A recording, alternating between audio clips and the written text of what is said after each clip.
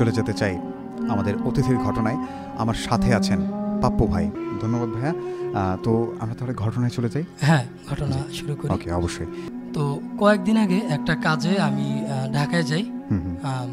মানে একটা পার্সোনাল কাজ ছিল। তো যাবার পর ওখানে আমি থাকি, থাকার পর আবারও যেদিন আমি ঢাকা থেকে ব্যাক করি, তো আমার হচ্ছে রাতের বেলা ভ্রমণ করতে অনেক ভালো লাগে। আচ্ছা। কারণ হচ্ছে রাতের বেলা আশেপাশটা অনেক শান্ত থাকে, অন্ধকার থাকে, এটা দেখতে অনেক ভালো লাগে। হ্যাঁ, বিশেষ করে আমিও কিন্তু রাতের জার্নিটা অনেক পছন্দ করি। হ্যাঁ, রাতের জার্নিতে অনেক শব্দ কম থাকে এবং একটা নিরিবিলি পরিবেশ থাকার কারণে আরেকটা বিষয়, ওয়েদারটাও কিন্তু ঠান্ডা থাকে। যেহেতু বর্তমানে ওয়েদার অনেক গরম চলছে, এই জন্য আমি রাতের জার্নিটাকেই বেছে নিই। তো জার্নি শুরু করি হচ্ছে ঢাকা গাবতলী থেকে। ওখান থেকে আমি রংপুরে যাব। আচ্ছা। এবং রংপুরে একটা কাজ শেষ করে তারপর আমি হচ্ছে আবার গাইবান্ধাতে আসব। যেহেতু আপনার বাসা গাইবান্ধা, কিন্তু আপনি সরাসরি গাইবান্ধায় এসে সেদিন দরকারের কারণে রংপুরে যাচ্ছিলাম। জি জি। আর তো ওখান থেকে আমি গাড়িতে উঠি গাবতলী থেকে। তারপর মোটামুটি ভালো জার্নি হচ্ছিল। তো গাড়ি চলতে চলতে গাড়িতে যারা বিশেষ করে ভ্রমণ করে তারা কিন্তু বেশিরভাগ ঘুমিয়েই পার করে রাতের জার্নিটা। তো আমার ক্ষেত্রে যেটা হয়, আমি রাত্রে একদম সামনের যে সিটগুলো থাকে সেই সিটগুলোতে বসি, আর সামনের যে দৃশ্যগুলো, একটা গাড়ি আরেকটা গাড়িকে ওভারটেক করছে, কখনো বন, কখনো জঙ্গল, কখনো শহর, কখনো গ্রাম, এগুলো পার হচ্ছি আমরা। এই দৃশ্যগুলো দেখতে দেখতে যেতে অনেক ভালো লাগে। তো এই কারণে হচ্ছে আমি বেশিরভাগ সময় আমার রাতের জার্নিটা করি। আর হচ্ছে একদম সামনের যে সিটগুলো থাকে, মানে একদম A1 যে সিট থাকে, আমি ওই সিটটাতেই সবসময় বসতে কমফোর্টেবল ফিল করি আর কি। তো আমি ওই সিটটাই বেছে নিই যাওয়ার জন্য ঢাকা থেকে রংপুর। এবং ওই সিটে বসার পর বেশ ভালোভাবেই যাচ্ছিলাম। তো যতগুলো জায়গা যানজট থাকে, প্রায় যানজটযুক্ত জায়গাগুলো, গাড়ির যে যাত্রীরা থাকে ওরা কিন্তু তখন জেগেই থাকে। যখন হচ্ছে যে এরিয়াগুলো হচ্ছে যানজট থাকে, তারপর হচ্ছে জনকোলাহল থাকে, জ্যাম থাকে, ওই সময়টা কিন্তু গাড়ির যাত্রীরা সহজে ঘুমায় না। ওই সময়টা হচ্ছে সবাই জেগেই থাকে, কিন্তু আমি পুরো রাতেই জেগে থাকি। মানে গাড়িতে কখনো ঘুম আসবেই না আমার। হ্যাঁ। তো তারপর মোটামুটি যখন যানজট এরিয়াগুলো পার হয়ে যায় এবং গাড়ি যখন হচ্ছে যমুনা সেতু এরিয়াটাতে যখন ঢোকে, যমুনা সেতুর এরিয়াটা আপনি যদি খেয়াল করেন রাতুল ভাই, ওইটা কিন্তু হচ্ছে একদম নিরিবিলি একটা জায়গা। এবং অনেকটা অংশে কোনো বাড়িঘর বা এরকম কিছু নেই, যেহেতু আশেপাশে আর্মি ক্যাম্পগুলো আছে। এই আর্মি ক্যাম্পগুলো কিন্তু রাস্তা থেকে অনেক ভিতরে। আর ওখানে হচ্ছে অনেক বন জঙ্গল থাকার কারণে ওই জায়গাটা একটা ইকো পার্ক হিসেবেও এখন তৈরি করা হয়েছে। হ্যাঁ, কিন্তু দিনের বেলা যদিও ওখানে লোক দেখা যায় না, এবং রাতের বেলা কিন্তু অনেক দূরে দূরে একটা করে লাইট থাকে। তো আমরা এদিক থেকে যখন যমুনা সেতুতে উঠি, তো অল্প কয়েকজন লোক হচ্ছে দেখছিল যমুনা সেতুর দৃশ্য, এবং বেশিরভাগ লোক কিন্তু ঘুমিয়েছিল। তো যমুনা সেতু পার হওয়ার পর যে যখন হচ্ছে একদম নিরিবিলি জায়গাটা আসে, ওই জায়গাটার রাস্তা কিন্তু একদম টোটালি অনেক থাকে, মানে সোজা রাস্তা, যানজট থাকে না। তো ওখানে হচ্ছে গাড়ির স্পিড কিন্তু অনেক বেশি থাকে। অনেক বেশি থাকে গাড়ির স্পিড। তো আমরাও অনেক স্পিডেই যাচ্ছিলাম, এবং যেহেতু ঠান্ডা ছিল সময়টা রাতের বেলা, তো সবাই ঘুমিয়ে পড়েছে প্রায়। তো এর মধ্যে আমাদের যে ড্রাইভার, উনি হচ্ছে হঠাৎ করেই অনেক জোরে হার্ট ব্রেক করে বসে। আচ্ছা, মানে কোনো কারণ ছাড়াই? হ্যাঁ, কোনো কারণ ছাড়াই, যেহেতু ওই জায়গাটায় কিন্তু অনেক দ্রুত গাড়িগুলো চলে, অনেক স্পিড বেশি থাকে। তো ওখানে তো ব্রেক ধরার হঠাৎ করে কোনো প্রশ্নই আসে না। যদি হতো যে জনকোলাহল বেশি, মানুষ যেতে ধরেছে, হয়তো হার্ট ব্রেক করতে হলো, এমন কোনো ঘটনা ঘটারই কথা না। তো হঠাৎ করে ব্রেক ধরার কারণে ওই গাড়িতে যে যাত্রীরা ছিল ওনারা তো অনেক রেগে গেল। যারা ঘুমিয়েছিল তারা অনেকেই সামনের সিটে ধাক্কা খেলো। তো আমি যেহেতু একদম সামনে ছিলাম, তো আমি হঠাৎ করে একটু ঝিমিয়ে গিয়েছিলাম আর কি। এই জন্য আমি আবার ওই সামনের দিকে তাকাই। আচ্ছা।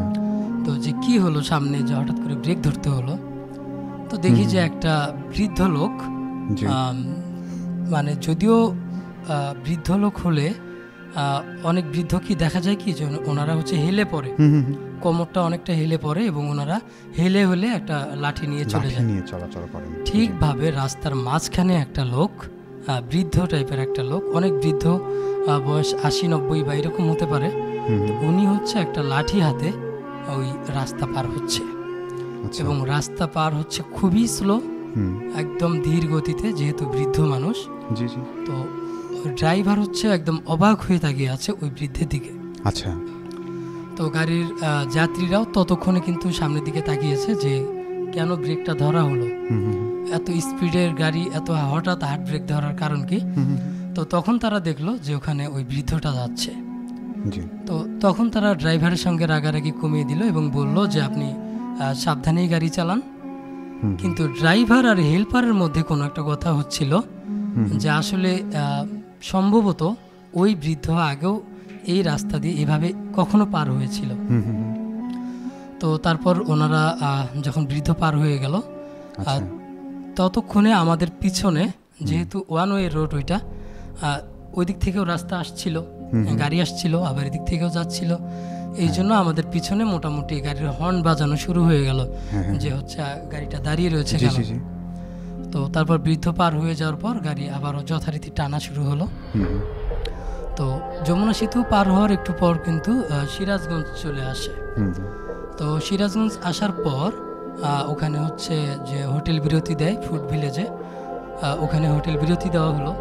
তো এই এতখানি যে রাস্তা ছিল, ওই রাস্তার মধ্যে কোনো ধরনের আর ঘটনা ঘটেনি, আমরা বেশ ভালোভাবেই যাচ্ছিলাম। তো যাওয়ার পর হোটেল বিরতিতে আমরা সবাই খাওয়া দাওয়া করি। তখন পর্যন্ত সব কিছু একদম নর্মাল চলছিল, কোনো ধরনের কোনো সমস্যা হচ্ছিল না। তো আমরা যখন ওখানে হোটেল বিরতিতে খাওয়া দাওয়া শেষ করার পর আমরা আবারও বাসে উঠে পড়লাম। এবং ওঠার পর আমার মনে একটু খটকা লাগছিল যে বৃদ্ধটা এত রাতে ওখানে ওইভাবে কেন পার হলো। মানে আমি এত বছর যাবৎ ঢাকায় যাতায়াত করি, এরকম ঘটনা আমি কখনো দেখিনি যে একটা বৃদ্ধ এইভাবে রাস্তা পার হবে এইরকম একটা মানে হাইওয়ের মধ্যে। এই ঘটনাটা আমার বারবার আমার চোখে ভাসছিল যে এই ঘটনাটা কেন ঘটলো। তো আমরা হোটেল বিরতি পার করে আবারও গাড়িতে উঠি। ওঠার পর এই সিরাজগঞ্জ পার হওয়ার পর ওখানে তো রাস্তার কাজ চলছে অনেক। তো রাস্তার কাজ চলার কারণে প্রায় বহু বছর হলেই রাস্তার কাজ চলছে ওখানে, ফ্লাইওভারের কারণে। তো ওখানে একটা জ্যাম লেগে গেছে। তো ড্রাইভার হেল্পার বলছে যে আমরা যদি হচ্ছে ডাইনে চলে যাই, একটা বাইপাস রাস্তা আছে ওখানে ডান দিক দিয়ে, এটা সম্ভবত বগুড়ার কোনো একটা সাত মাথা বা কোথাও একটা গিয়ে ওঠা যায় ওই রাস্তা দিয়ে। তারপর ওই হেল্পার বলছে যে আমরা যদি এই রাস্তা দিয়ে যাই তাহলে আমরা একটু দ্রুতই যেতে পারবো আর এই রাস্তায় কোনো জ্যাম নেই। তো ড্রাইভার বললো হ্যাঁ তাহলে আমরা শর্টকাটে এই বাইপাস রাস্তাটা দিয়ে যাই। তো আমরা যখন আমাদের গাড়ি ওদিক দিয়ে ঢুকলো, তো অনেক সুন্দর রাস্তা, গ্রামের একটা রাস্তা ছিল, ওই রাস্তা দিয়ে যাচ্ছিল এবং গাড়ির স্পিড তখন অনেক ছিল, গতি অনেক ছিল, কারণ যেহেতু ওই রোডে আর কোনো গাড়িই নেই। তো অনেক গ্রামের মধ্যে দিয়ে রাস্তাটা, যারা রেগুলার যাতায়াত করে তারা হয়তো জানবে যে এই বাইপাস রাস্তাটা কিন্তু অনেক নিরিবিলি, যদিও দু একটা বাড়ি আশেপাশে থাকে, কিন্তু ওই বাড়ি ঘরে কিছু দূর যাওয়ার পর পর একটা করে বাড়ি, কিন্তু এতটাই নিস্তব্ধ লাগছিল, আমার একটা ভয় লাগছিল যে এখানে কোনো ধরনের চিন্তাই বা ডাকাতির কোনো ঘটনা ঘটে কিনা। আর যেহেতু আমি একদম সামনের সিটে ছিলাম, আমার একটু পর পর যে গতিরোধকগুলো থাকে, স্পিড ব্রেকার রাস্তায় থাকে, যেগুলোতে হচ্ছে পথচারী পারাপার হওয়ার জন্য বা অন্যান্য কারণে গাড়ি একটু স্লো করতে হয়, একটু পরপর এগুলোও ছিল।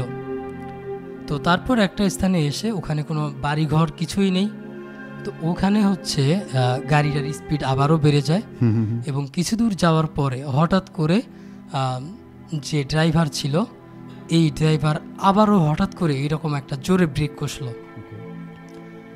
সেমভাবে এইরকম একটা গতি, এত বেশি গতির গাড়ি হঠাৎ করে আবারও একটা হার্ড ব্রেক করলো। তো যারা ঘুমিয়েছিল এরা তো আবার লাফিয়ে উঠলো, এবং আমিও তখন সামনেই বসেছিলাম। সামনের যে কয়েকটা দেওয়া থাকে, একটা ব্যারিকেডের মতো থাকে, যাতে সামনের যাত্রী কোনোভাবে সামনে পড়ে না যায়। তো ওইটার সাথে আমি অনেক জোরে একটা ধাক্কা খেলাম। তো এবার ড্রাইভারের সাথে আমিও রেগে গেলাম যে আপনি এত জোরে গাড়ি চালাচ্ছেন, আবার হঠাৎ হার্ট ব্রেক ধরলেন কেন? তো ড্রাইভার এবার কোনো কথাই বলছিল না, উনি সামনের দিকে তাকিয়েছিলেন, আর ওনার একদম ভয়ার্থ একটা চোখ ছিল।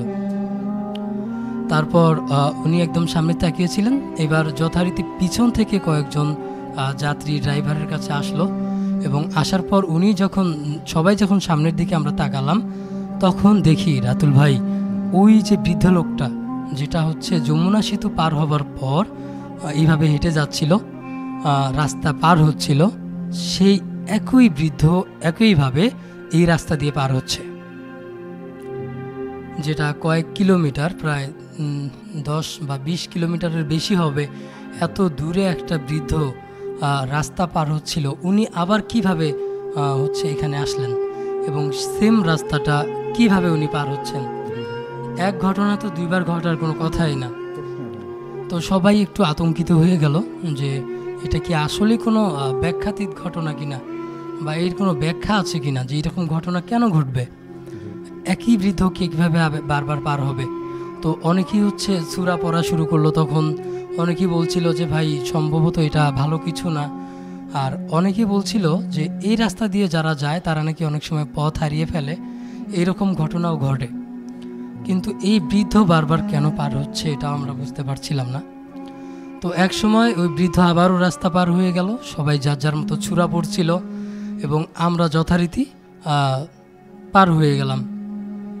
তারপর একটা জায়গায় যাবার পর ওখানে একটা ছিল, ওগুলোকে কি বলে, মাইল ফলক যেগুলোকে বলে, সেই মাইল ফলকে লেখা ছিল যে বগুড়া 7 মাথা 3 কিলোমিটার, এরকম একটা লেখা ছিল।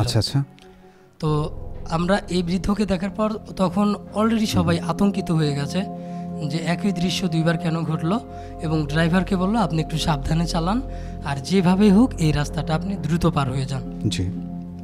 তো যথারীতি আমরা ওই রাস্তাটা পার হওয়ার সময় ওই একটা মাইল ফলক খেয়াল করলাম যে 7 মাথা হচ্ছে আর 3 কিলোমিটার বাকি আছে। তো সবাই বললো যেহেতু 7 মাথা আর 3 কিলোমিটার আছে, আপনি যেভাবে হোক দ্রুত এই রাস্তাটা পার হন, কিন্তু একটু সাবধানে এই 3 কিলোমিটার রাস্তা চলে যান। তো তারপর আমাদের ড্রাইভার মোটামুটি একটা স্পিড উঠালো গাড়িতে, এবং গাড়িটা অনেক দ্রুত যেতে শুরু করলো। তারপর রাতুল ভাই, এবার যে ঘটনাটা আমাদের সাথে ঘটলো, এটা প্রায় মানে ব্যাখ্যাই নেই এই ঘটনাটা। আমরা দেখলাম যে এত স্পিডে গাড়িটা যাচ্ছে, আশেপাশের গাছপালাগুলো, বাড়িঘরগুলো এত দ্রুত আমাদের পাশ দিয়ে বেরিয়ে যাচ্ছে, কিন্তু রাস্তার বাম সাইডে একটা কুকুর আমাদের গাড়ির সাথে পাল্লা দিয়ে ও দৌড়াচ্ছে আমাদের সাথে। তো একটা কুকুর, একটা গাড়ি যদি 130, 40 বা 150 কিলোমিটার দূরত্ব স্পিডেও যদি চলে, ওই রকম একটা ফাঁকা জায়গায় একটা কুকুরের কি এত দ্রুত দৌড়ানো সম্ভব? অথচ ওই কুকুরটা আমাদের সাথে সেমভাবে একদম পাল্লা দিয়ে দৌড়াচ্ছে। তো সবাই ভাবছে যে হয়তো বা এখানের কোনো একটা এলাকারই কুকুর হবে, ওইটাই ভাবে যাচ্ছে। কিন্তু কিছুক্ষণ, প্রায় 5 মিনিট গাড়ি চলার পর আমরা একটা জিনিস নোটিশ করলাম যে যদি 3 কিলোমিটার রাস্তা হয় বগুড়া 7 মাথা এখান থেকে, তাহলে 5 মিনিট যদি এইভাবে এত স্পিডে গাড়ি চালানো হয়, তারপরেও কি এই 3 কিলোমিটার রাস্তা শেষ হবে না? আচ্ছা। তো এত স্পিডে গাড়ি চালানোর পর প্রায় 5 মিনিট যাবার পরও আমরা দেখলাম যে না, রাস্তা এখনও শেষ হয়নি। এবং ঠিক কিছুক্ষণ পর, আমরা কিছু দূর যাবার পর খেয়াল করলাম যে রাস্তার বাম পাশে লেখা বগুড়া 7 মাথা 3 কিলোমিটার। অথচ আপনি কিছুক্ষণ আগেও বললেন যে হচ্ছে আপনি যখন দেখেছিলেন তখনও 3 কিলোমিটার ছিল, একটা মানে রোডের পাশে যে মার্কগুলো থাকে, মাইল ফলকগুলো। জি, আচ্ছা। অথচ আমরা 5 মিনিট অলরেডি অতিক্রম করেছেন, এবং বাসের গতি সম্পর্কে আশা করি অনেকের সবারই ধারণা আছে, এবং মাঝ রাতের দিকে, শেষ রাতের দিকে প্রচন্ড জোরে কিন্তু ড্রাইভ করা হয়। তো এত দ্রুত গাড়ি চলার পরেও যখন আমরা দেখলাম যে আবারও যে আর মাত্র 3 কিলোমিটার, তারপরে হচ্ছে বগুড়া 7 মাথা আসবে, তো এতক্ষণ আমরা তাহলে কোথায় গাড়ি চালাচ্ছিলাম? ড্রাইভার এতক্ষণ কোথায় গাড়ি চালাচ্ছিল? ড্রাইভার তো এতক্ষণ এত স্পিডে চালালো, আবার ওই মাইল ফলক কীভাবে আসে? তখন আমরা ভাবলাম যে হয়তো বা পিছনের যে মাইল ফলকটা আমরা দেখি এটা সম্ভবত ভুল ছিল। তো তারপর আবারও যখন ড্রাইভার গাড়ি চালানো শুরু করলো, তার প্রায় 1 মিনিট গাড়ি চালানোর পর আবারও আমাদের সামনে দিয়ে একটা মাইল ফলক আমরা ক্রস করলাম, যেটাতে লেখা ছিল বগুড়া 7 মাথা 3 কিলোমিটার। এবং তখন ড্রাইভার বলল সবাইকে যে আপনারা যে যা দোয়া পারেন, সূরা পারেন, এগুলো অনেক দ্রুত অনেক জোরে জোরে পাঠ করেন। আমরা আসলে একটা গণ্ডির মধ্যেই কোনোভাবে এখানে পার হচ্ছি, যে বারে বারে একই রাস্তা আমরা যাচ্ছি, কিন্তু রাস্তা আমাদের ফুরাচ্ছে না। তারপর আবার কিছু দূর যাবার পর ওখানে আমরা একটা মানে আমাদের পাশ দিয়ে একটা গাড়ি ওভারটেক করতে যাচ্ছে। তো এই এতক্ষণ রাস্তায় গাড়ি চালানোর পর কোনো গাড়ি কিন্তু আমাদেরকে ওভারটেক করেনি। তো ওই গাড়ি ওভারটেক করার সময় অনেক জোরে জোরে হর্ন বাজাচ্ছিল। তো হর্ন বাজাতে বাজাতে যখন আমাদের গাড়িটা হচ্ছে কোনোভাবে একটা সিগন্যাল দিল পিছনের গাড়িটাকে যে আপনারা এখানে কোনোভাবে একটু ব্রেক করেন, তো ওই রকম নির্জন জায়গায় আসলে অন্য গাড়ি ব্রেক করতে চায় না, কিন্তু গাড়ির মধ্যে সবাই অনেক উচ্চ স্বরে দোয়া পাঠ করছিল, অনেকেই ভয় পাচ্ছিল, আতঙ্কিত ছিল। এই শব্দগুলো শুনে পাশের গাড়ির লোক ভাবলো যে ঠিক হয়তো বা ওই গাড়িতে কোনো ডাকাতির ঘটনা ঘটেছে বা এরকম। তো ওনারাও আতঙ্কিত ছিল, কিন্তু আমাদের ড্রাইভার কোনোভাবে ওনাদেরকে বোঝালো যে আমরা একটা সমস্যায় পড়েছি। একটা সিগন্যাল দেওয়ার পর ওই গাড়িটা আমাদের গাড়ির পাশে এসে একদম ওখানেই ব্রেক করে, এবং তারপর ওই ড্রাইভার জানতে চায় যে আপনারা এত স্লো কেন যাচ্ছেন, মানে এত স্লো এরকম জায়গায় কেন গাড়ি চালাচ্ছেন। তারপর আমাদের ড্রাইভার বলে যে না, আমরা প্রায় এরকম একটা ঘটনার সম্মুখীন হয়েছি যে একটা বৃদ্ধ লোক আমাদের সামনে দিয়ে বারবার যাচ্ছিল, একদম চাদর মুড়ি দেওয়া অনেক বৃদ্ধ লোক একটা লাঠি হাতে নিয়ে পার হচ্ছিল। আবার আমরা একই মাইল ফলক বারবার দেখছিলাম, একটা কুকুর আমাদের সঙ্গে পাল্লা দিয়ে বারবার দৌড়াচ্ছিল। এই ঘটনাটা যখন ওই ড্রাইভারকে বলল, তখন ওই ড্রাইভার বলল যে আমি অনেকক্ষণ হলো আপনাদের পিছনে হর্ন বাজাচ্ছি, আপনারা একদম স্লো যাচ্ছিলেন। তো গাড়িতে যত লোক ছিল এমনকি ড্রাইভার সবাই দেখছিল যে আসলে গাড়ি অনেক দ্রুত যাচ্ছে, এবং ড্রাইভারের যদিও ভুল হয়ে থাকে, ড্রাইভারের যে স্পিড মিটার যেখানে আছে ওইটা তো আর ভুল করবে না যে স্পিড মিটারে বেশি দেখাচ্ছে কিন্তু আমরা স্লো যাচ্ছি। তারপর ওই ড্রাইভার বলল যে এরকম ঘটনার সম্মুখীন অনেকেই নাকি ওই রাস্তাটায় হয়ে থাকে। তো এই জন্য বললো যে আমি আগে আগে যাচ্ছি, আপনারা আমাদের পিছনে পিছনে আসুন। তো আসার পর আমরা ওই গাড়ির পিছে পিছে আসি, এবং শেষবার আমরা যখন ওই যে 7 মাথা 3 কিলোমিটার আছে আর ওই মাইল ফলকটা যখন পার করি, তারপর আমাদের প্রায় 1 মিনিটের মধ্যেই আমরা হচ্ছে 7 মাথায় গিয়ে পৌঁছাই। ওখানে আর কোনো সমস্যাই কিন্তু হয় না।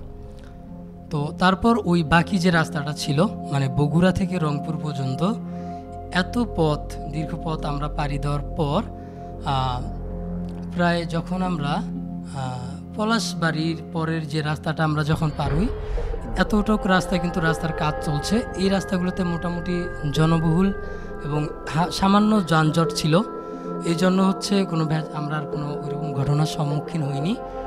কিন্তু মোটামুটি পীরগঞ্জ এটার মধ্যে যখন আমরা পড়ি, পীরগঞ্জ থানার মধ্যে ধাপের হাট বা এরকম একটা কোনো জায়গা যখন আমরা পার হই, ততক্ষণে প্রায় সকাল হবে এরকম একটা সময় হয়ে গেছে। তার আগে মানে তখন সবাই ঘুমিয়ে গেছে, যেহেতু পুরো রাস্তায় আর কখনো এরকম ঘটনা ঘটেনি। এই সময় হঠাৎ করে আমাদের ড্রাইভার আবারও ব্রেক করে, আচ্ছা, এইরকম স্পিডে। এবং ব্রেক করার পর সবাই আবারও ভয় পেয়ে যায়। এবার আর কেউ ড্রাইভারকে কিছু বলে না, সবাই আগে থেকে আতঙ্কিত ছিল যে হচ্ছে এরকম কোনো সমস্যায় পড়বে কিনা, আবারও হবে কিনা।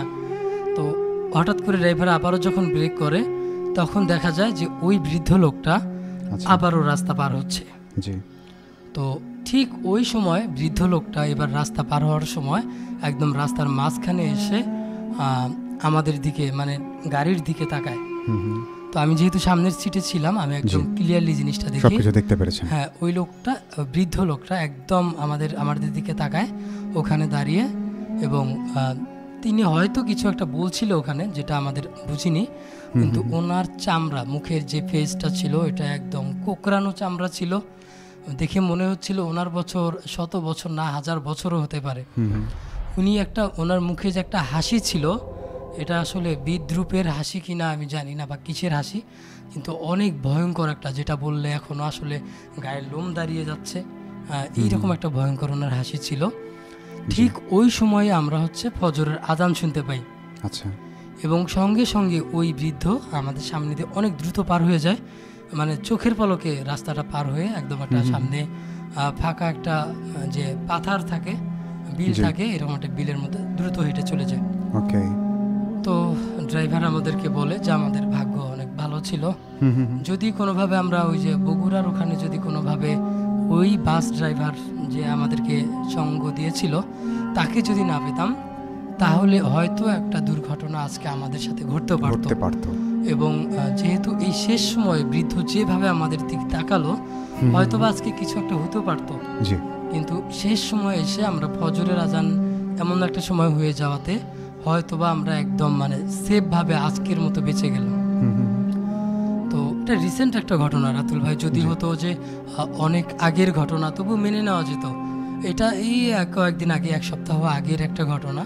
এবং পরে ড্রাইভার যেটা বলল যে হচ্ছে এই রকম ঘটনা অনেক ঘটে, এবং বিশেষ করে বগুড়া থেকে যে সিরাজগঞ্জ এই জায়গাটার মধ্যে একটা রাস্তা আছে যেখানে এই ঘটনাগুলো এমনভাবেই ঘটে, কোনো একটা ড্রাইভার এসে অনেক সময় দেখে যে ওখানে রাস্তা পাওয়া যাচ্ছে না, বা একটা রাস্তা কি 5-6টা রাস্তা দেখা যাচ্ছে, ড্রাইভার কোন রাস্তা দিয়ে যাবে এটা বুঝতে পারে না, এবং ওই রাস্তাতে কিন্তু অনেক দুর্ঘটনা ঘটে।